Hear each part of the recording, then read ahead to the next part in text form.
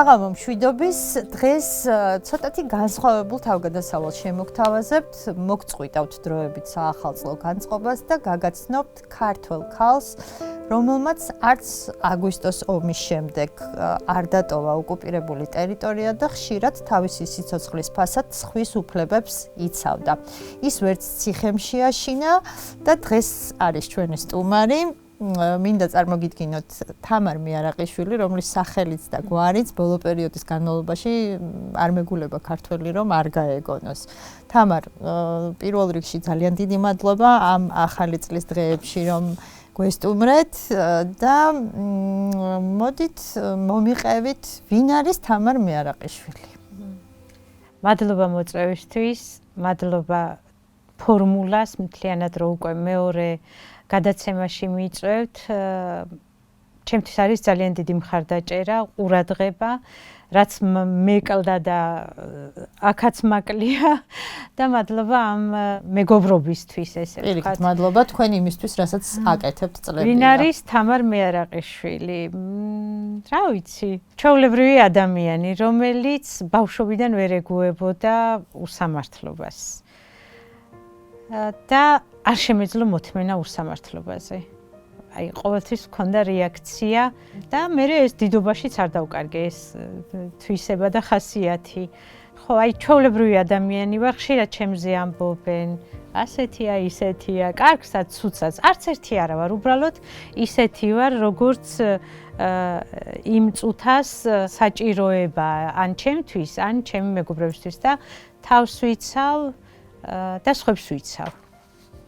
დანარჩენი ჩვეულებრივი ადამიანი ვარ, ხალისიანი, მხიარული, მიყვარს სიმღერა, ცეკვა, კულინარია, შინაური ცხოველები, იუმორი მიყვარს ძალიან.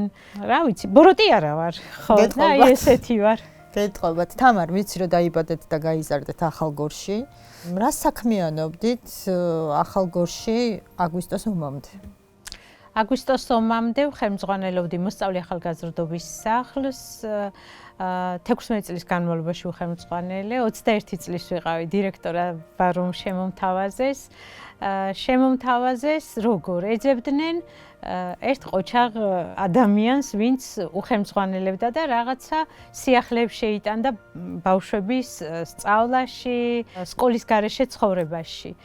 და როგორც იმ ადამიანმა ვინც შემომთავაზა მითხრა, მთელ რაიონში შენზე გვითხრესო, სკოლიდან მეზობლებმა ყველგანო და მართლა რომ მივედი, არ მიყვარს მე გეგმებით მუშაობა. მე მინდა რომ გეგმებზე მეტი გავაკეთო, ის გავაკეთო და ის შევთავაზო, რაც აი სტანდარტული არაფერი არ მიყვარს.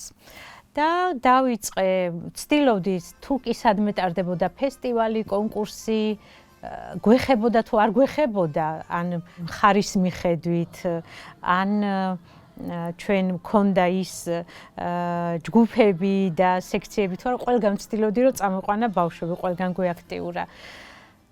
შემდეგ მომხსნეს სამსახურიდან. რატო? მიზეზი? ოსებმა მომხსნეს. შეხვედრა რა იყო ცხინვალში და დამიძახეს, ეს რომელი წელია? 2013 წლის ბოლოს.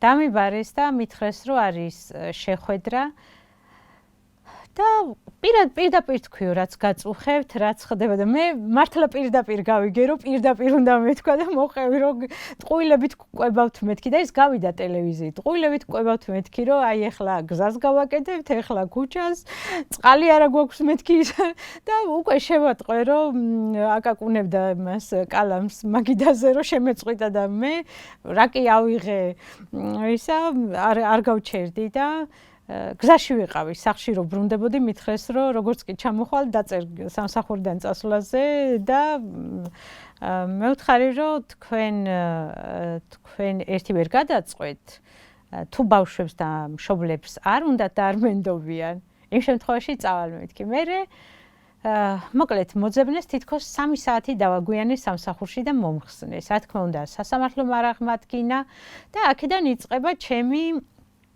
სხვა ცხოვრება.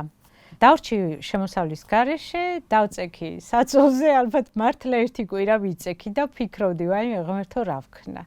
აი არაფერი არ მეჩვენებოდა წინ საიმედო.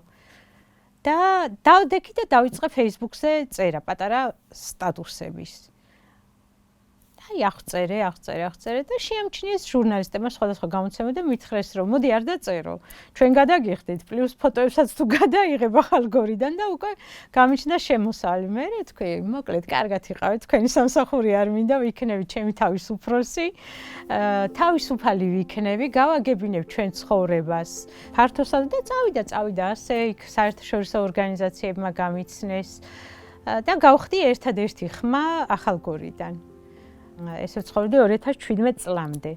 2017 წელს დამაპატიმრეს თბილისში ვიყავი ჩამოსული, დამაპატიმრეს უკან დაბრუნებული და წამიყენეს ბრალი, რომ პოლიტიკურ პარტიას მიაყენე შეურაცხყოფა. და ამას მოყვა შემდეგი ბრალდება ერთი წლის შემდეგ კიდე სხვა ბრალდება მოყვა, პირველს ვერ ამთავრებდნენ, მერე მეორე, მერე მესამე და ისე ძლიერი ადვოკატი მყავდა, რომელიც ეხლა დამიცავს, ყველა ბრალდება დაახურვინა დანაშაულის ნიშნების არარსებობის გამო. თამარ, თქვენ სწავლობდით თბილისში თეატრისა და კინოს სახელმწიფო უნივერსიტეტში. კი.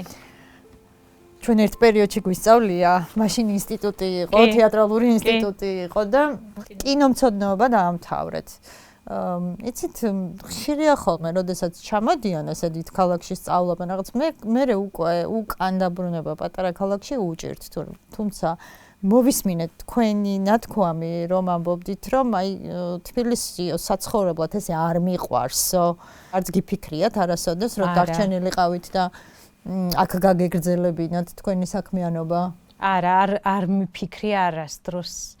აი თუ კი ერთი ზედმეტი საათი მქონია, რომ თბილისში დავასრულე ჩემი საქმეები, თბილისში ძირითადად ჩამოდიოდი ექიმებთან, იშვიათად ჩამოდიოდი ნათესავებთან, იმიტომ რომ ჩვენ შეზღუდულები ვიყავით გადაადგილებაში და მინდოდა რომ უკან დროულად დაბრუნება გზადაკეტილი არ დამხვედრიყო.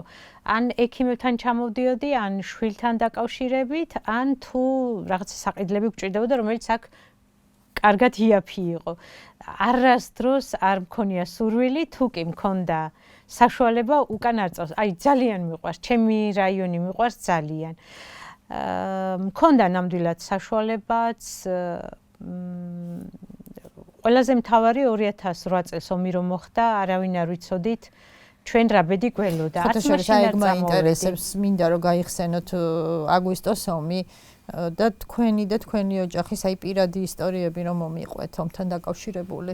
თათია, მე ვარ ადამიანი, რომელსაც აი ჯერა კი არა, აი ისეთი მტკიცე რწმენა მაქვს, რომ თუ რამეში არა ვარ დამნაშავე, აუცილებლად დავამტკიცებ ყველგან. და ომი როცა მოხდა, ჩვენთან მოვიდნენ, რომ აი ჩვენ დაგიბრუნეთ და იქ მე ზუსტად ვიცოდი არაფერი არ მქონდა საშიში, მე არც სიტყვით, არც საქმით, რომ ამ ახალ რეალობაში შემშინებოდა იქ ცხოვრება გამეგრძელებინა და მართლა ესე მოხდა, რომ დავინახე, რომ არც სახლებს წვავდნენ, არც ძარცვავდნენ, არც კლავდნენ, არც ძალადობა იყო, დავრჩი და გავაგრძელე მუშაობა მოსწავლეთა სახლში. უამრავი კონცერტი დაუგეგმე თბილისში ბავშვებს. უამრავი ექსკურსია, შიგნით ჩვენთან უამრავი ღონისძიება. აი ეს იყო ყველაზე კარგი წლები ომის შემდეგ ბავშვებისთვის. არასდროს არ გქონია ჩვენი ომის შემდეგ, რომ ქართულად ვლაპარაკოთ, ან იყო შიგადაშიგ და ყველაზე მთავარი ქართული სკოლები დაკეტეს. წელს ყველა კლასი, ჩვენი რაიონის ყველა სკოლა იქნება გადასული რუსულ სწავლებაზე სრულიად. ალბათ ეს არის მიზეზი იმისა, რომ აქ სულ უფრო ნაკლებ და ნაკლებ ადამიანს უნდა ცხოვრება. იმ ქართულ სკოლებშიც რუსულის არ მცოდნე მასწავლებლები ასწავლიან ვითომ რუსულად. და ეხა ხო იხუჭება ამაზე თვალი. უბრალოდ რაღაც ეს გადაწყვეტილება იყო. ჩემს მშობლებთან ერთად დავრჩი, ჩემი შვილი იყო ომის დროს 11 წლის და აი ეს დღეები კონკრეტული დღეები რო გაიხსენოთ. აი მთლიანად დაბაში ალბათ 30-მდე ადამიანი იყო. იმ 30-ში ვიყავით მე, ჩემი შვილი, დედაჩემი, მამაჩემი. ჩვენთვის ცხინვალი იყო ძალიან შორს. ფიქრობდი რომ რაღაცა შორს ხდებოდა. აი როგორ გაიგეთ რა დაიწყო ომი? ტელევიზიით. ტელევიზიით გაიგეთ. ტელევიზიიდან.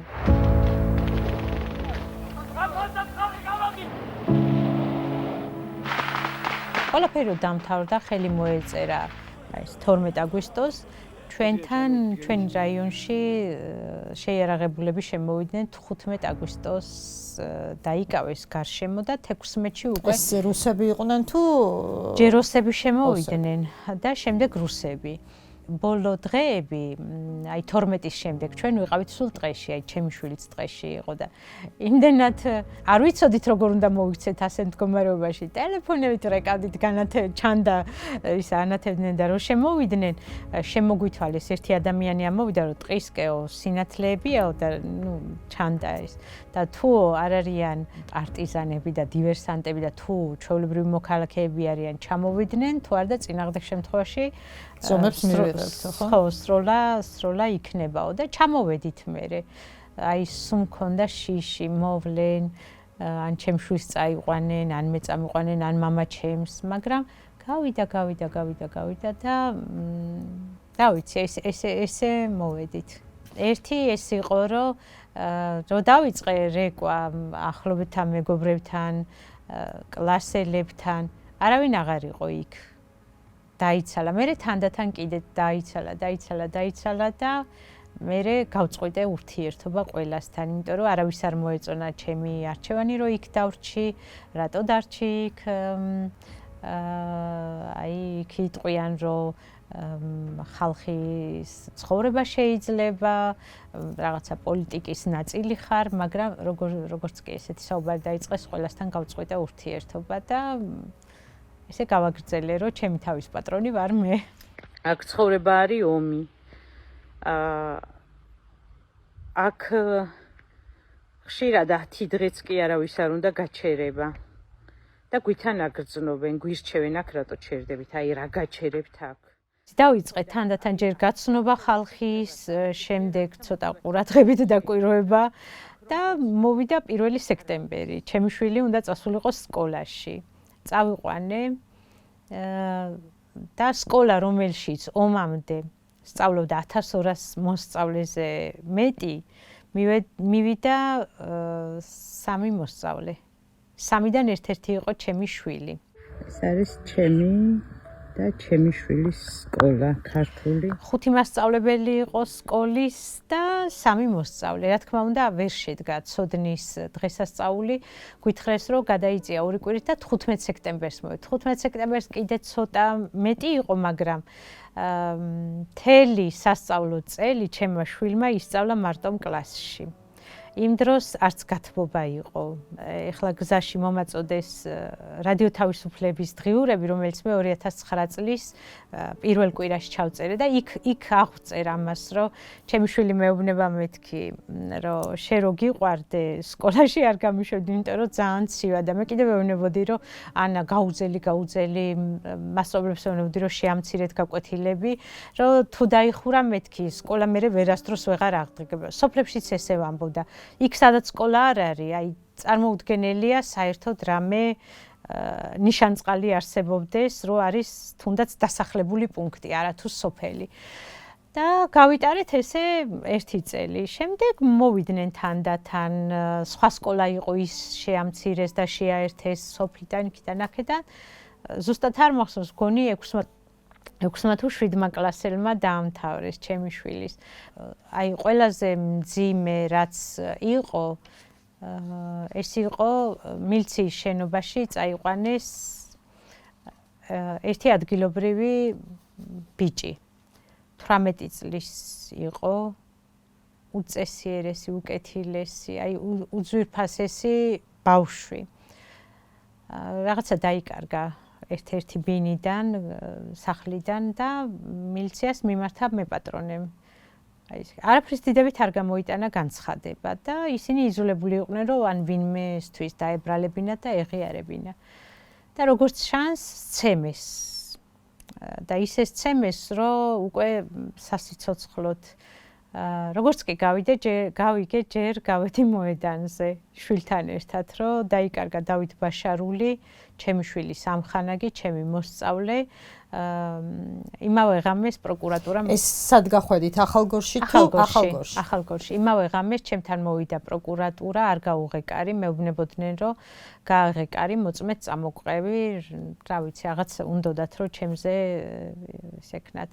მეორე დღეს ამ აქციაზე გასulis ცდელობა იყო რა, არავინ არ გამოვიდა.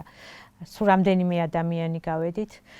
ჩემთან პირადად სახლში მოვიდა შინაგან საქმეთა მინისტრის პირველი მოადგილე და მითხრა, რაც იცი მითხარი. ვეუბნები, რაც ვიცი, გეუბნებით, რომ ჩემი ვარაუდით ის არის ნაცემი, ცოცხალია და არ აღირს მეთქი, რომ ცემა და სიკვდილს შორის არის დიდი განსხვავება. აი ვერ უშველით მეთქი ვერაფრით მოკლულს და გთხოვთ რა გადაეცით უმკურნალონ. არ გავჩერდი თათი, აი არ გავჩერდი ვისთანაც შემეძლო. რუსეთში ჯერ კიდევ მაშინ არსებობდა უფლებადამცველი ორგანიზაციები, მემორიალი და კიდევ სხვები მიმართავდი, რომ აი გთხოვთ იმათი აქტიურად და ამ აქტიურობამ გამოიღო ის მიზეზი, ცოცხალი არა, მაგრამ მკვდარი გამოაჩინეს, ხეზე ჩამოკიდეს ჩონჩხი. ჩატარდა ექსპერტიზა და შინაგან ორგანოებში იყო გრუნტი და ექსპერტიზამ თქვა, რომ ეს დამარხული ამოიღეს და ჩამოკიდეს. მერე იყო ჩემზე მუქარები მილიციის უფროსისგან, იყო სხვა პირებისგან, მაგრამ სულ ხმაურობდი. თუ კი მემუქრავდნენ, სულ ვამბობდი, აი დამემუქრა. მერე ტელეფონი ვიყიდე, რომელიც იღებდა სურათებს. დავიწყე ფოტოებით ისტორიების აღწერა, ქუჩაში სუხელში მეჭირა ტელეფონი. ხო, მაგრამ ამის გამო პრობლემა არ გქონდათ? პირიქით ეშინოდათ, რომ გადაუღებდი თუ ვინმე შეურაცხყოფას მაყენებდა, ამის ეშინოდათ, რომ რაღაცა ხშირად უნდოდა მილიციასაც, მაგრამ ვეუბნებოდი, თუ შეგიძლიათ, ეს გაიმეორეთ ვიდეოზე. თქვენ ხო მართალი ხართ, მე ხო რაღაცას მაბრალეთ, მოდი ეს გაიმეორეთ ვიდეოზე და მანებებდნენ თავს. აი ძალიან დიდხანს იმუშავა ამან, რომ არ უნდოდათ და ესე მოვედი აქამდე. თავარი იყო, რომ კიდევ ჩემი ოჯახი მიჭერდა მხარს, იმიტომ რომ ჩემი ოჯახიც ბრაზდებოდა იმაზე, რაც ჩვენს გარშემო ხდებოდა. ეხლა დედაჩემი სადაც ცხოვრობს და ჩემი მშობლები. რამდენჯერმე დავდე, 1-2 წლის წინ დავდე სურათი, რომ ჩემი მშობლები ანათებენ მეთქი უბანს. აი ერთი სახლი ანათებს და სადღაც კიდე შორს არის ერთი. აი ეხლა თუ გაქვთ ინფორმაცია ახალგორში, აი რამდენი ოჯახი არის დარჩენილი, ვინც ცხოვრობს მუდმივად? ოჯახი ზუსტად არ ვიცი, მაგრამ დაახლოებით ალბათ მთელს რაიონში იქნება ალბათ 1-800 ადამიანი, მეტი არა. და 8000-ზე მეტი არის წამოსული იქიდან. დღემდე გრძელდება სახლების მიტოვება, იმიტომ რომ ისეთი ელემენტარული პრობლემები აქვს. ხო, აი რა საჭიროებები აქვს? აი მაგალითად გადაადგილება კი ხსნება თვეში 10 დღე გზა. და ამ 10 დღის განმავლობაში შეუძლია ადამიანს წავიდეს თბილისში ან სხვაგან. მაგრამ გზა არის გახსნილი და საბუთი არ აქვს. დავაუსაბუთოთ როგორ წავა. ან ოჯახიდან აძლევენ მცირეწლოვან შვილებს, რომლებიც მცირე ვერ დატოვებენ. მშობლების გარეშე ვერ წავლენ. ან მშობლებს აძლევენ და შვილებს არ აძლევენ. და აი ან შეაქვთ ადამიანებს საბუთები, დოკუმენტები რომ მიიღონ, მაგრამ მეუბნებიან რომ უი დავკარგეთ, ხელახლა შემოიტანე. ერთი ადამიანი ჩვენი რაიონის ცხოვრები ადგა შეხვედრაზე გაგლოევი იყო ჩამოსული 2 წლის წინ და უთხრა მე ესეთი არაფერი გამგია 17 ჯერ შევიტანეო დოკუმენტები და 17 ჯერ მითხრეს რომ დაიკარგაო აი როგორ უნდა დაიკარგოსო ოფიციალურ ორგანოში დოკუმენტიო და ხო აი ესე იქცევიან, არ ვიცი რატო გვექცევიან ჩვენ ესე არ ვამბობ რომ უნდათ რომ წავიდეთ, დავტოვოთ იქაურობა, უბრალოდ მუშაობა არ იციან. აი ჩვენთან რაიონშიც თათი არიან ადამიანები, ხა ყველასთან ერთად ცხოვრობდი ომამდე და ომის მერე ვისთან ერთადაც მომიწია ისინიც ხო ვიცი. ომამდე ვისთან ერთადაც ცხოვრობდი. ადამიანები აი არასდროს არსად არ უსწავლიათ. აი არასდროს არაფრით არ იყვნენ დაკავებული და უცბად ჩააბარეს დირექტორის თანამდებობა და არ იცის ადამიანებად ეხლა გინდა მოკალი. ცხინვალიდან ვინც არიან ჩასულები, უმაღლესი განათლება არ აქვთ, მაგრამ განყოფილებებს ხელმძღვანელობენ და იმიტომ აკრიტიკებ, რომ არ იციან მუშაობა. არ იციან, არ უსწავლია ადამიანს არასდროს, არც ინტერესი ჰქონია. მე მაგალითად კი დავამთავრე კინომცოდნეობა, მაგრამ სულ პედაგოგიურ საქმიანობას ვეწეოდი და სულ სწავლობდი რაღაცეებს, ცოდნას ვიძენდი და იქ ესე არ არის. მაგრამ აი ხშირად როცა წერდნენ ხოლმე წერდნენ ჩემთან ინტერვიუებს, სულ ამბობდი რომ ჩვენ ვცხოვრობთ ნაცრისფერ ზონაში, მკვდარი ქალაქი. აი თამამად ვამბობდი. ყველა ხელისუფალის თავის ტკივილი ვიყავი, თვითონოსებიც ესე აღნიშნავენ. ყველას უნდოდა ჩემთან ან მეგობრობა, ან მტრობა. მაგრამ მეგობრობა უნდათ როგორ, ვერ არჩევდნენ კარგად. მე ვიქნებოდი მეგობარი თუ გვექნებოდა საზოგადოებრივი ტრანსპორტი. ჩვენ გქონდა რაღაცა ის აი უაზი ტაბლეტი ესეთი არის. მე ვეძახდი რომ ეს არ არის ავტობუსი, ეს არის საზოგადოებრივი ჯართი. იმიტომ თვეში ახალგორიდან ცხინვალში სრულდება 8 რეისი, კვირაში 2 რეისი. და იქიდან ნახევარი არ დადიოდა, იმიტომ რომ ან საბურავი არ ქონდა, ან ბენზინი არ ქონდა. და აი ამას ვაპროტესტებდი მაგალითად და ამათ ყველა ხელისუფალს გადაჰყავდა პოლიტიკაში. ვეუბნები არ მაინტერესებს, არანაირი ამბიციები არ მაქვს, არც პოლიტიკური, არც კარიერული. მინდა ჩვენ გვთვლიდეთ ადამიანებად. სულ ეუბნებოდი ჩვენ არ ვართ მეთქი მეორე სორტის ადამიანებით, როგორ ამბობენ ის მეორე ხარისხოვანი ადამიანები. ხშირად ვამბობდი რომ მათ გვიყურებთ მეთქი თქვენ აპარტეიდი ვით გვექცევით მეთქი, აბა რატო ცხინვალებს არ სთხოვთ პასპორტთან ერთად სააშს და ჩვენ რატო გთხოვთ მეთქი? აი სად არის ეს განსხვავებები გაწერილი მეთქი და გაგლევი ცოტა სუსტინერობის აღმოჩნდა. ბოლომდე ვერ გაუძლო. და რა გიპასუხათ? მე მქონდა ხოლმე კარგი ურთიერთობა, ჩხუბობდით, აი მაგალითად წინა ვინც იყო ბიბილოვი. ბინიდან გამიტაცა უშიშროება დაშინების მიზნით.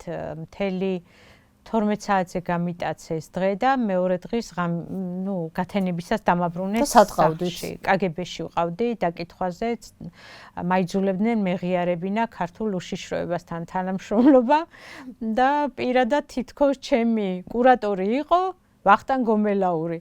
ვაიმე, კიდევ გადავარდი რომ ეგეთი მაღალი დონის ადამიანი გონიცა ახლოს არ მინახავს მეთქი, აი ვიცი ვინ არის გვერდ დასახელით, მაგრამ არ ჩვენო გვაქვსო ფაქტებიო. ვიდეოც კი გვაქვსო რომ შენ ის ერთ-ერთ სასტუმროში გადმოგცემს 2 ჩანთით თანხასო და შენ მე ეს ჩანთა ჩაიტანე ცხინვალშიო და ვიღაცები იყიდეო, თქვი რომ აი ეგეთი რამე არა ყოფილა. ხო, მაგრამ ხო მე სამი საქმეც აღძრა ბიბილოვმა, მაგრამ მე შემეძლო თათია ნებისმიერ პატივს მცემდა. შემეძლო ნებისმიერ დროს მიმეწერა თუ კი ვინმეს უჭირდა და ადგილობრივი ხელისუფლება იქცეოდა ცუდად. მაგალითად მძიმე ავადმყოფი. ერთი ადამიანი მახსოვს გარდაიცვალა ეხლა. ორივე თვალით იყო ბრმა და უნდა გადმოყვანა, ტიროდა, დაბრმავდა უცბად, არ ვიცი სტრესი თუ ესე. ოჯახი ყავდა წეროვანში და არ უშვებდნენ. უთხრეს რომ ერთი კვირა უნდა დაწვეს საავადმყოფოში, დაგაკვირდებიან ექიმები, შემდეგ კონსილიუმი, სამედიცინო დასკვნა და ასე შემდეგ. ჯანდაცვის ნებართვა სამინისტროს და ეს რო გავიგე ყოველთვის თუ კი ვინმეს რამე უჭირს, ყველა ჩუმად მე მომართავდა ხოლმე და ავიღე ტელეფონი, მივწერე, რომ ადამიანი არის ბრმა, რას უნდა დააკვირდეთ მეთქი, აი მხედველობა ხო ვერ აღუდგება ამ დაკვირვებაში, ტირის მეთქი, არავინ არ აყავს, უნდა რომ შვილების ხმა გაიგონოს და ეს არის მეთქი წამება და არა ადამიანური მოქცევა. და მომწერა, გავიგე. იშვიათად მწერდა ხოლმე, როცა მომწერდა გავიგე, ვხდებოდი, რომ გააკეთებს და სავატყოფიდან დამირეკეს, რომ ოხ შენ ვინახარ, დაგვირეკეს, რომ ჩქარა 5 წუთში საგუშაგო გახსენით და გაიყვანეთ, იმიტომ რომ ბევრი რაღაცა იმანაც არ იცოდა. ანუ ძირითადი საკითხები, რასაც აპროტესტებდით და ხმამაღლა ლაპარაკობდით, ეს იყო სოციალური და ჯანდაცვის საკითხები. ჯანდაცვის, სოციალური, ბავშვების უფლებები, ადამიანის უფლებები.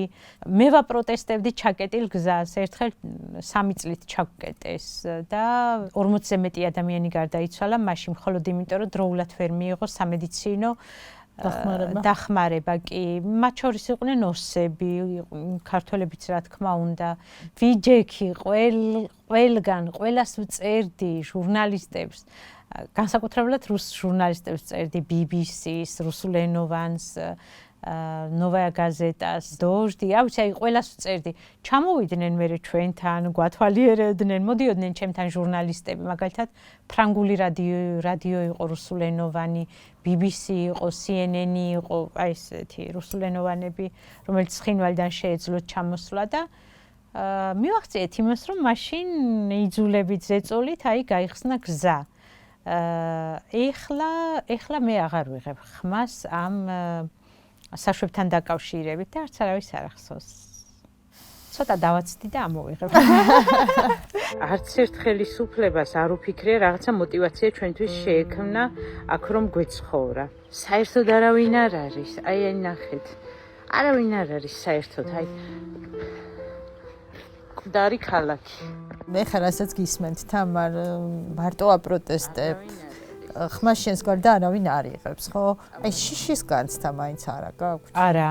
არა მაქვს. აი ის რომ თქვათ მშობლებს პრობლემა შეუქმნიან, ნუ შვილი აღარ ცხოვრობს როგორც ვიცი, ხო, იქით და საერთოდ საქართველოში არ ცხოვრობს, მაგრამ აი რაღაცას დაგიშავებენ, ან მშობლებში აშინებენ, ან ახლობელს რაღაცას დაუშავებენ, ამის შიშიც არასოდეს არ ქონია. იცი როგორ არის თათი, აი თავიდან მეშინოდა.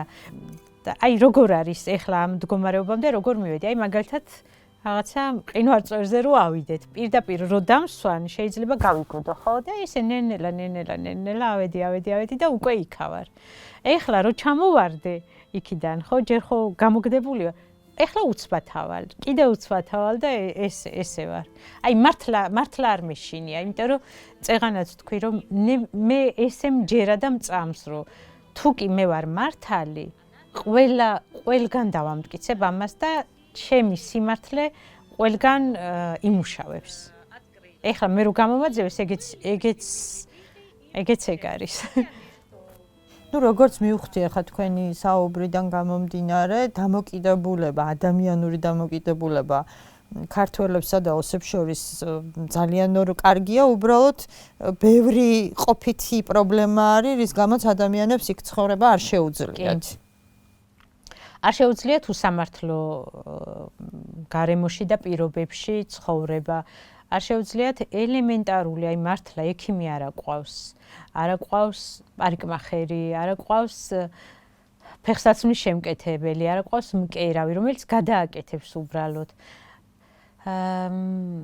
გზა თუ არ არის გახსნილი, ადამიანი მომაკვდავ მდგომარეობაშიც კი უნდა განიხილონ, შეიძლება იმისი გაშვება თუ არ შეიძლება. მერე ცოცხალ ადამიანს უხარია ყველაფერი თავისი ახლობლების გარემოცვაში, ჩვენთან ოჯახებია გაყოფილი. ეხლა რამდენი წელია ჩემს დაბადების დღეზე შვილი არ ესწრება და მე იმის არც გათხოვებაზე ვყოფილი ვარ, არც უნივერსიტეტის დასრულებაზე, ვერც უცხოეთში ვერ გავაცილე და აი რამდენი წელი უნდა იცხოვრო, რომ თქვა, რომ არა უშავს, ხო. მე ისა ვარ, ეგეთი ცოტა არ ვიცი ხანაირო ვამბობ რომ აი მთავარია ჩემი მიზანია რომ თანასწორად ვიყოთ მე ყველაფერი კარგად იქნება ოდესმე და მოვესწრები მაგას რომ კარგად იქნება და არა უშავს ავიტან ანა ვეუბნები რომ რამდენი ოჯახია დაშორებული ესე ვამხნევებდი ხოლმე დედაჩემს და ჩემ შვილსაც რომ დედანახე ავღანეთში რა ხდება დედანახე სირიაში რა ხდება ჩვენ რა გუშავს და ხო დედაჩემიც მეთანხმებოდა ხოლმე მე რაღაცეებით ვერთობოდით ხელსაქმით აი თქვენი მშობლები რა საქმიანობენ? ჩემი მშობლები არიან პენსიონერები, დედა მუშაობს დამლაგებლად და გვაქვს ბევრი ბაღები, ბევრი მოსავლელი ადგილი. ჩვენმა ნათესავებმაც ჩვენ ჩაგვაბარეს დროებით, ვინც დროებით წავიდნენ და იმდენი საქმე აქვს დედაჩემს, რომ საერთოდ არაფრისთვის არ არჩევა დრო. მამა ჩემი ხელმარჯვია ძალიან, ყველაფერს აკეთებს. ეხლა უკვე აღარ შეუძლია, მაგრამ არემონტებდა, ბაღის საქმეები, არასდროს არაფერში ხელი არ შეუშლია, წინააღმდეგობა არ გაუწევია ჩვენთვის და ძალიან უხაროდათ მე რომ იქ ვიყავი. სულ ამბობდნენ რა ყოჩაღი ხარ, მე შემიძლია წამიერად მივიღოს სწორი გადაწყვეტილება. და ძალიან ეხმარებოდა ხოლმე ჩემი გადაწყვეტილება და ჩემმა ბევრი უნდა იფიქროს და შეიძლება რომ მოიფიქრებს უკვე აღარ იყოს აქტუალური. ცუდია რომ ესე მოხდა, მაგრამ მე თავს არ ვიმშვიდებ, გულში მჯერა და ზუსტად ვიცი რომ ეს არის დროებითი. და ეს წლები არ გაგრძელება, უკან დავბრუნდები. აუცილებლად.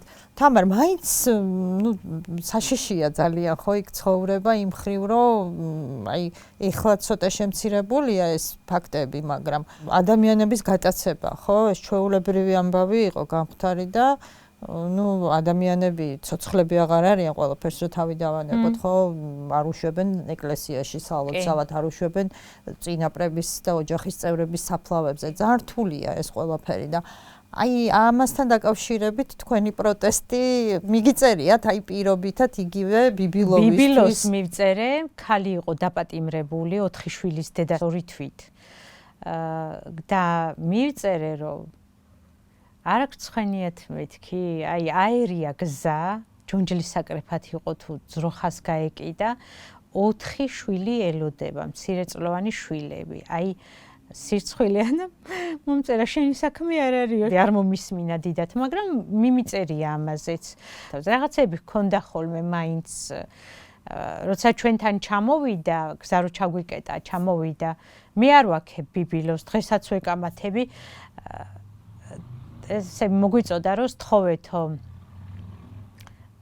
მაშინ გიორგი გახარია იყო პრემიერ-მინისტრი. აი მოუწოდეთო, ხო გახდაო პრემიერ-მინისტრი, უთხარითო რომ გაგიხსნათ გზაო და მე ავდექი ჩვენი საუბარიც გავრცელდა, უთხარი რომ აი თქვენ როგორც იქცევით მეთქი, ესე იქცევიან ტერორისტები. აი ცოცხალ ადამიანებს მარტო ტერორისტები იყვნენ მეთქი, რომ სხვას შეასრულებინონ მოთხოვნები. და ჩვენ არავის არ ავთხოვთ მეთქი, ჩვენ არა ვართ პოლიტიკოსები და როგორც გინდა თქვენ ეს უნდა მოაგვაროთ. მე დამიწყო რაღაცეები, ცოტა მეკამათა, შენ ვინ გეკითხება, ესე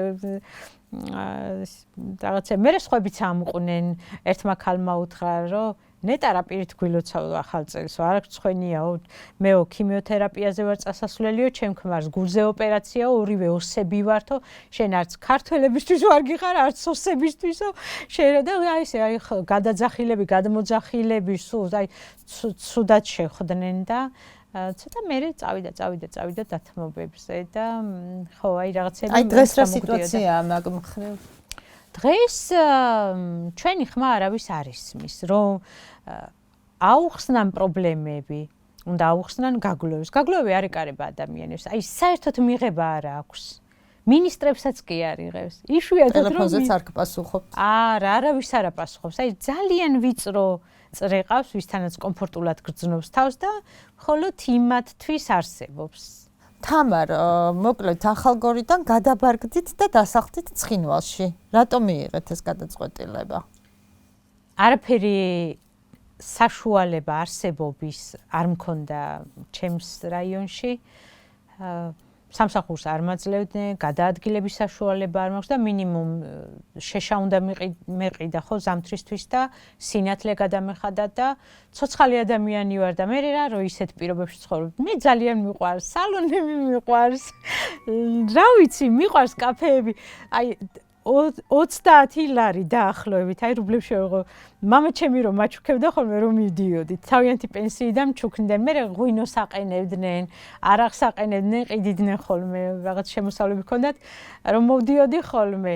წახვედი მეტყოდა მამა ჩემი და კი, წავედი, აბა კარგად იყავით და ესე თვალით მანიშნოდა და ფული იდო.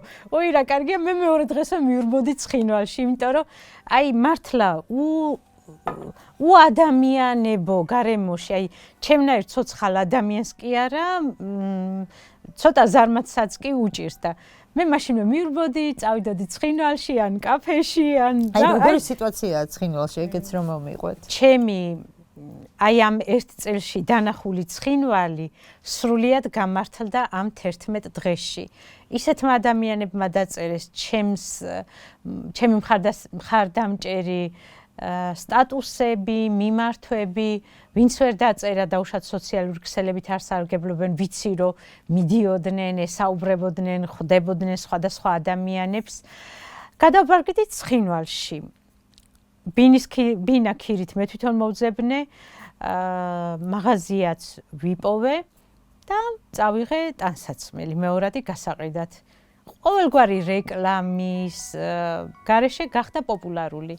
იმიტომ რომ იქ ტანსაცმელი არის ძალიან ძვირი. არ შედის ევროპული ტანსაცმელი. მე არჩევდნენ რომ ეს ზარა და ეს მანგო და ეს H&M არ არის რუსეთში რო არის ისეთი, ეს უფრო კარგებია მოდელებიო. რაც უყვართ, აი ესე შევარჩიე რა გამეკეთებინა ცხინვალში, უყვართ კარგად ჩაცმა, ლამაზი ტანსაცმელები, კარგი ჩაცმა და უცბად მოიპოვა პოპულარობა.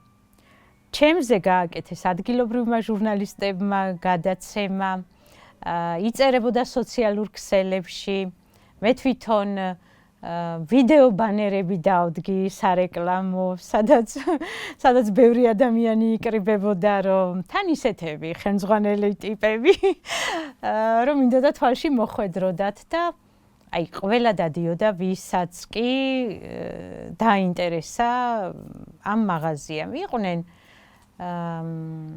მინისტრების ოჯახები იყვნენ რაღაცეების დირექტორების ოჯახები, თვითონ დირექტორები. აი ისეთი კარგი ურთიერთობა ჰქონდა თათია და ეს ყველაფერი არც ნათესავი მყავდა, არც კლასელი, არც ნაცნობი. აი ესე, აი პირდაპირ ადამიანი ვარ, ლაღი ადამიანი ვარ და იქაც მოსწონდათ. მე ცოტა სხვანაირი ვარ, ცხინვალებისგან განსხვავებით, ცოტა რაღაცა ჩარჩოებში არიან. მე ძალიან თავისუფალი. თუ კი რამე ღონისძიება ტარდებოდა, კონცერტი, გამოფენა, სპექტაკლი, მოსაწვევებს მიგზავნიდნენ, ორ მოსაწვევს მიგზავნიდნენ ხოლმე, ვისი კონცერტიც იყო, ან რომ მოდი, აი შენ რო ჩვენ რაღაცა შეღავათებს გვიკეთებ, ჩვენც გვინდა რომ უკვე ქორწილებში მპატიჟებდნენ, დაბადების დღეებზე მპატიჟებდნენ. ოკუპირებულ ცხინვალში ჯაშუშობის ბრალდებით დაკავებულმა საქართველოს მოქალაქემ თამარ მეარაყიშვილმა შიმშილობა დაიწყო. ცნობები მეარაყიშვილის თამარ, მინდა რომ გაიხსენოთ ცხინვალის ციხეში გატარებული პირველი დღეები. იყო, თქვათ, რაღაცა ფიქრებში უიმედობის განცდა თუ მაშინაც არ შეგჩენებიათ და ფიქრობდით, რომ მალე დასრულდებოდა ეს ყველაფერი და გამოგიშვებდნენ. რო შევედი, ჩემთვის იყო უცხო გარემო, პირველად პირველი დაკავების იზოლატორში არც მზის სინათლე ჩანდა, სარდაფში ვიყავით. და ვერ ხვდებოდი ეს რა პროცედურები უნდა ყოფილიყო, შემდეგ სად წავიყვანდნენ, სად, აი რა მოხდებოდა. ამის გარკვევას ვცდილობდი, რომ მე მეფიქრა თავის დახსნაზე. და ციხეში როცა გადამიყვანეს უკვე, იქ ვიყავით 3 ქალი.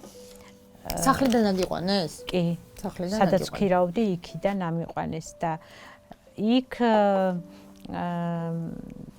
ციხეში იყო ძალიან პატარა ოთახი, აი 3 ადამიანი ვიყავით, საერთოდ მთლიანად ციხეში 3 ქალი იყო და 35-მდე მამაკაცი პატიმარი, აი ესე საწოლები იყო, ესე გვერდულად შევდიოდით, ისეთი ვიწრო იყო და 2 ოთახი იყო, ერთი კედლით გაყოფილი, ერთში ვიყავით ქალები, ერთში კაცები.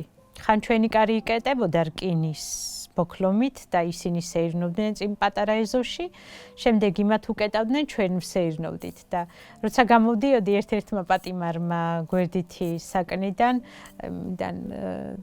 ამოჭრილიდან მითხრა რომ თამარ მეფე გამომაწოდა თეთრი წინდები ახალი, რომ ესო ჩემს სახსოვრად კონდესო და ისიც ავადმყოფოში დამრჩა.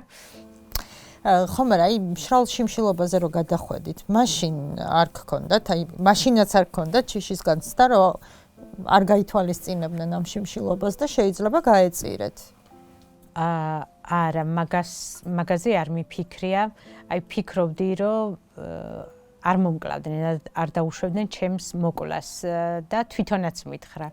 უშიშროების გამომძიებელი, რომელიც სასამართლოში იყო ჩემი მოპირისპირე მხარე, მითხრა, რომ ციხეში შემოვიდა და მითხრა, თამარა, არ დაუშვებთ რომ მოკვდე, დაგაბავთ საწოლზე, ხელებით, ფეხებით და პირში საჭმეს ჩაგასხამთ. და უთხარი, რომ შეგიძლიათ, მე ჩემით არ შევჭამ, მაგრამ ძალის გამოყენებით, რაც გინდათ ის გააკეთეთ, მაგრამ მე მომჯობინდები, ისე ვიშიმშილებ მეთქი, მე თქვენ ისევ დამაბავთ და ასე. უნდა მოხსნათ ბრალდება, თქვენს კარგად იქნებით და მეც კარგად ვიქნები მეთქი. ვიცოდი რომ არ მომკლავდნენ, იმიტომ რომ ეს იქნებოდა კიდე, აი, გაგლოვისთვის იქნებოდა თვითმკვლელობის ტოლფასი. და შეიძლება ძალიან მალე შერყევდა და იმას ისე უყვარს ძალაუფლება, რომ მაგას არ დაუშვებდა და თან რო გამოვედი, აი მართლა კარგად ვიფიქრე, ყველას მიმართვა იყო, რომ არ დაუშვა მკვლელობა, ყველაფერი გააკეთე, რომ გადარჩეს და მაგრამ მე ისე ვიყავი გაბრაზებული და შეურაცხყოფილი, რომც მომკვდარიყავი. აი ანგარიშს არ ვაძლევდი ამას, რომ მე დაუმსახურებელი შეურაცხყოფა მომაყენის და მერჩივნა მომკვდარიყავი თავისუფალი და ჯიუტი, ვიდრე შეშინებული შეურაცხყოფილი მეცოცხლა. აი მართლა ესე ვფიქრობდი და მე ღონიერდები ეთყობა ადამიანი. ექიმი მეუბნებოდნენ, რომ ვიწექი, გადატრიალება მიჭირდა, გადმოტრიალება მიჭირდა, წამოდგომა მიჭირდა. რამდენი დღე იშიმშილეთ? 11. წამოდგომა მიჭირდა, გადაადგილება, მაგრამ აი როგორც ლაპარაკობ, ისეთი ის მქონდა. მიმართვები, ეს ესეთი, ეს ისეთი, ეს მშიშა რა, ეგრა მხედარ მთავარია, ქალისა ეშინია. ეს აი საჯაროდ სახალხოდ სასამართლოში ყველგან. სასამართლოში მოვდი, ეს არ არის სასამართლო, ეს არის ცირკი მეთქი, გაგლოვის სახელობის ცირკი. მე მიმართავდი კამერებისკენ, გაგლოვებო, ჩვენ კიდევ შევხვდებით, თანხელებით ვერნებდი. არ მინდა ხა ამას თუ მაყურებელი ნახავს, რომ თითქოს მე მხიარულად ვიხსენებ. ჩემი იქ გამძლეობის ნაწილი არის, რომ მე ცოტა მსუბუქად უყურებ ყველაფერს, რომ რამაც გაიარა, იმაზე აღარ ავდარდობ მე. ზოგადად ესეთი ადამიანი ვარ. სადაც საჭიროა, კამათი იქ ვკამათობ, სადაც საჭიროა, პირდაპირ მივახალო ან ვუთხრა, პირდაპირი ვარ. მე მორჩა, მე არ ვიტოვებ გულში სულ 1-2 ადამიანი ცუდი გამეხარდება. დანარჩენი არა, კი, იმათი, ვინც ჩემს სახლში შემოიჭრა 2017-ში და ჩემი შვილი შიშისგან ცუდად გახდა 170-ზე აუვიდა წნება, როცა მაპატიმრებდნენ და ჩხერკას აწყობდნენ და არ ვიცი, სიბოროტია თუ რა არის, ვამბობ, რომ აი მაგ ადამიანის ცუდი გამეხარდება. სულ 1-2 ადამიანზე, დანარჩენზე ცუდია რომ ასრულებენ უკანონო ბრძანებებს და სხვის ბედს ცუდად განსაზღვრავენ და წირავენ, მაგრამ რა ვიცი, აბა, მოგებრა. თქვენ ერთ-ერთ სატელევიზიო ინტერვიუში აღნიშნეთ, რომ აი ციხის თანამშრომლების დამოკიდებულება იყო ძალიან კარგი თქვენს მიმართ. ცოტა ხნის წინ საუბრობდით იმაზე, რომ აი თვითონ ის თქვენი ახალი სანაცნობო წრე ვინც ყავდათ ხო ცხინვალში მათი დამოკიდებულება აი ზოგადად თქვენი საუბრიდან გამომდინარე გამიჩნდა ესეთი განწყობა რომ ის ადამიანებიც შეიძლება ამ სიტუაციით რა სიტუაციაში ცხოვრობენ დაიღალნენ ხო დაიღალნენ კი ეს უნდა მეთქვა ხო აი რაღაცნაირი ისეთი განცდა დამჩა რომ მათთან ერთად თანაცხოვრება ქართველებს ოსებთან ერთად არც გაუჭირდებათ ხო თუ ხედავთ რაღაცა ინაპერწკალს ისეც რამაც შეიძლება იგივე სამაჩაბლოში გამოიწვიოს ესეთი სერიოზული ცვლილებები. დაიღალა, მართლა დაიღალნენ იზოლაციით, დაიღალნენ უპერსპექტივობით. აი სულ ამბობენ რომ აი რა არის აქ, აი რა არაფერი, არანაირი მომავალი წინ არ ესახებათ და აი ჩემი სიტყვების დასტურია რომ ზუსტად არ მინდა ახლა შევცდე რამდენიმე ათასმა ადამიანმა ერთი წლის განმავლობაში დატოვა ცხინვალი. მიგრაცია ძირითადად ცხინვალიდან არის. ეს სხვადასხვა ოფიციალური სტატისტიკა არ არსებობს, მაგრამ სხვადასხვა საშუალებებით სატელეფონო მომსახურება რამდენს გაუქმდა, გადასახადები თუნდაც აბონემენტები რო აღარ არიან და დაიღალნენ მართლა და მე ვიყავი ერთადერთი ხმა მთლიანად ცხინვალისთვისაც, რომელიც საუბრობდა, რომ ჩვენ არ გვაქვს გზა, იმიტომ რომ გზისთვის განკუთვნილი თანხა მოიპარეს. თან კონკრეტულ ადამიანებს ვადებდი ხელს, აი ამანა და ამან. ამანა ესე დაახლოებით 5 თვე ნაგვის მანქანა არ დადიოდა ჩვენს რაიონში. და ხალხი ზოგი თვითონ ყრიდა თავისი კერძო საშუალებებით ან კვირაში ერთხელ გამოვიდა და რო ვიკითხე რატო არ იყო გაფუჭებულია რაღაცა მოტორი გაუფუჭდაო და რა სჭირდება მეთქი რა ისეთი რა არის დაახლოებით 12000 ლარამდე მე თბილისშიც ვიკითხე მართლა 12000 ლარამდე მაგრამ უბედურება ის არის რომ გამოყოფილი იყო და ეს ფული უკვე შეჭამესო და ვერავინ ხმას რო ვერ იღებ და ამაზე ასეთ საკითხებზე ცხინვალისთვისაც ვიყავი რაღაცა სიმართლე თვითონ მეუბნებოდნენ ხოლმე რომ ერთიათ შენნაირი რო იყოს მე მგონი ჩვენს გვეშველებოდაო ესე ხუმრობით მაგრამ ამ ხუმრობაში ხო იყოს სიმართლე რომ 10 ადამიანს ერთად ვერ მოერევიან და ციხეში მეუბნებოდნენ რომ არავის არ ასჯერა შენი ნერვიულობ გახვალ აუცილებლად სასამართლოზე რო გავყავდი იქ მითხრეს რომ არის ნერვიულობ მალე გაგათავისუფლებენ მე ხა ზუსტად ვიცი რომ არაფერი არ იცოდნენ უბრალოდ მამშვიდებდნენ რომ თვლიდნენ და რა თქმა უნდა სასოწარკვეთისგან იყო შიმშილობაც ხო რომ აი ჩავარდი და რა უნდა ვქნა სასეირნოთაც კი 5 ნაბიჯის გადასადგმელი ადგილი გაქვს და ცოცხალი ადამიანი რომელმაც შემასაკში კიდე ბევრი რამე შეიძლება გააკეთოს, უნდა გამეტარებინა ციხეში. და ხო სხვათაშორის ციხეში იყო საუბარი, რომ შეიძლება გაგლოევს მოეთხოვა ჩემი გაცვლა ჩორჩანას საგუშაგოში და მაგაზე უთხარი ჩემს ადვოკატს, რომ არაფერში არ გამცვალონ, მე არაფერზე არ ვიცვლები. მე ვიცი, რასაც გავაკეთებ აქ. ხო, ესეთი საუბრებიც იყო, რომ გაგცვალონო. კაი, მაშინ მოდი, აი დეტალურად რომ მომიყვეთ თქვენი განთავისუფლების დღე.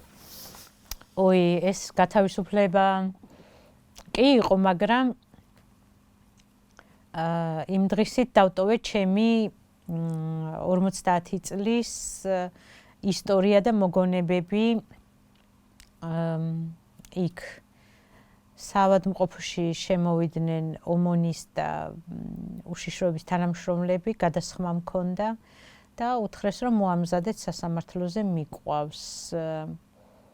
ცოტა გამიკვირდა, იმიტომ რომ როცა სასამართლოზე მივყავდი, მოდიოდა ადვოკატი.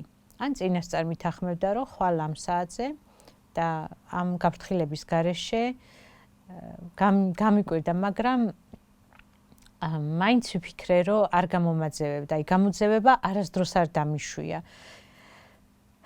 იმიტომ რომ ზუსტად ვიცოდი ის მოხდებოდა რაც ახლა ხდება.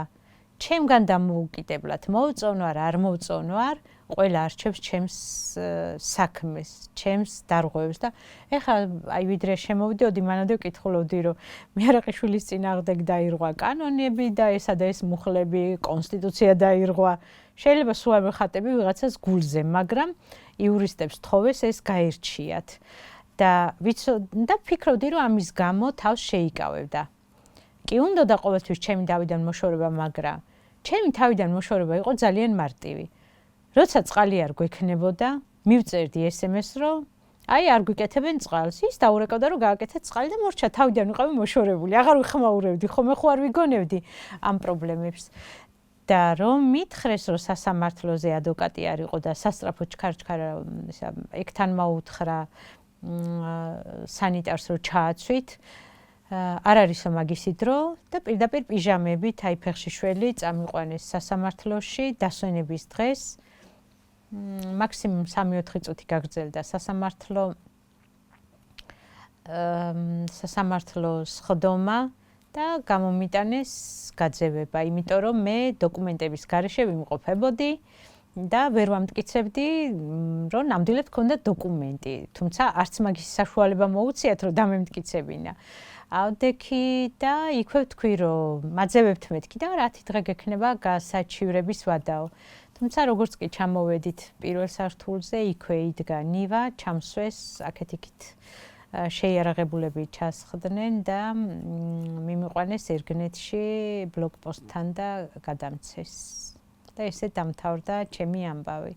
თამარ, აი მიუხედავად იმ ძიმე ბრალდებისა, რასაც გაბრალებენ, ხო, ჯაშუშობას კიდავებიან, მაინც ამბობთ, რომ უკან უნდა დაბრუნდეთ და თქვენი სიმართლისთვის ბრძოლა უნდა გააგრძელოთ. აი როგორ გესახებათ ეს ყველაფერი და როგორ ფიქრობთ, აი ამ ბრძოლაში თქვენი ოსი მეგობრები თუ დაგიდგებიან გვერდით? უნდა გავაგრძელო ბრძოლა ჯერ აქედან. მე არ შემიშვებენ ვარ გამოძევებული და ზუსტად ამისთვის რომ იქამდე მივიდე, ამისთვის იბრძოლებენ ადვოკატები. და ჩემი ადვოკატი მიაღწევს იმას, რომ მე დავბრუნდე ეს მაგალითად ჯაშუშობის ბრალდება გამოძევებასთან ერთად უნდა მოხსნილიყო ავტომატურად. ჯერჯერობით არ მოუხსნიათ, არ ვიცი რატო. შეიძლება რამე ახალი გარემოებები აღმოაჩინონ და კიდევ სხვა რაღაცა დამაბრალონ. მაგრამ თუ უნდათ, იქ უნდა ვყოლოდი და იქ დაებრალებინათ, ხო? ჩემი ოსი მეგობრების იმედი მაქვს აი ვიტყვი მაგალითად რომ ერთ-ერთმა იქ გაცნობილმა ადამიანმა თანამდებობის პირია დამირეკა უცბად გავრცელდა სხვათა შორის ჩემი ტელეფონი და მირეკავენ ტელეგრამში, WhatsApp-ში. თან მეუბნებიან შეიძლება მივცეთ შენ ნომერს ითხოვენ ბევრი და მიეცით ყველას. და ამ თანამდებობის პირმა დამირეკა და მითხრა როგორ ახარო, რამე ხო არ გიჭირსო მინდა რომ ფული გამოგიგზავნო და როგორ გამოგიგზავნო რომ მან ხო გინდა არსებობის საშუალებაო. მე ვთხარი რომ არავითარ შემთხვევაში არც კი ფიქრობთ მეთქი რომ გამომიგზავნოთ. მან რო ჩამოვალ მანდ დამეხმარებით მეთქი თუ დამჭირდება და აქ ქართველი მეგობრები და უცხოები მეხმარებიან მეთქი. აი ყველანაირად ცდილობენ ჩემს დახმარებას და ის რომ მე ვთხოვე რომ ან ჩემ ბინას რამე არ დაუშაონ, ხო შეიძლება მოაწყონ იმის ინსცენირება, თითქოს მოკლე ჩართვა მოხდა და დამიწვან. რა ვიცი, ბევრი რამე შეიძლება მოხდეს. მაქვს იმედი რომ იქ ადგილზე ადამიანები იზრუნებენ იმაზე, რომ აი უახლოესი გეგმები როგორია თქვენი? უახლოესი გეგმები არის რომ შევისწავლო რაღაცა ხელობები რომელიც შემდეგ იქ გამომადგება და რაც ეხლა გამომივა, რასაც შევძლებ, რაღაც ჩემი მონახაზები მაქვს, რომ ვიარსებო და ვიცხოვრო, ის მინდა გავაკეთო. დაუბრუნდები ბროშების კეთებას, რომლებსაც უკვე 9 წელია ვაკეთებ და ვყიდიდი ჯერჯერობით ყურადღება არის სრულიად უცხო ადამიანები მეხმიანებიან, თავში ბევრი ამბავია, ბევრი ფიქრი და ინფორმაციაა, რომ ჯერ ვერ მოვიცალე აი ჩემთვის მომავალზე ფიქრზე, ჯერ აი ყოფით პრობლემებზე ფიქრობ, რომ მოვაწესრიგო, დავალაგო და შემდეგ დროებით აქ ავეწყობი. ძალიან დიდი მადლობა ყველაფრისთვის, ფასდაუდებელია თქვენი აი ეს არ ვიცი, რასაც აკეთებთ, ხო? მარტო ერთი ქალი ოკუპირებულ ტერიტორიაზე სხვისი უფლებებისთვის იბრძვით, იცავთ ამ უფლებებს შეძლების დაგვარად და რა ვიცი, თამარ, წარმატებებს გისურვებთ, ძალიან დიდი მადლობა ასეთი გულწრფელი საუბრისთვის და მალე დაბრუნებას გისურვებთ, რაც გულით გინდათ. მადლობა. აი, თათია, აუცილებლად დაგირეკავთ ცხინვალიდან და შეიძლება თქვა ეს რა შერეკილი ვინმე ყოფილა მართლა ჩავიდა. იმიტომ რომ ეხლა მე ბევრს ვატყობ რომ თითქოს მომშვიდებენ რომ სადღა დაბრუნდები შესაძრალო. მე აი მე მჯერა რომ დავრეკავ და გეტყვით რომ ცხინვალში ვარ. ხო და გისურვებთ თქვენი სურვილების ასრულებას.